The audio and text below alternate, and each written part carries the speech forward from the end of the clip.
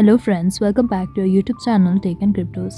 Today in this video let's learn about how to add friend on eFootball. So let's get started. At first let's click on match.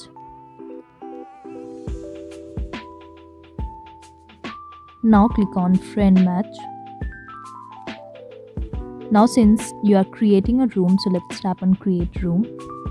And you can set a password or simply continue without creating it. Click on create.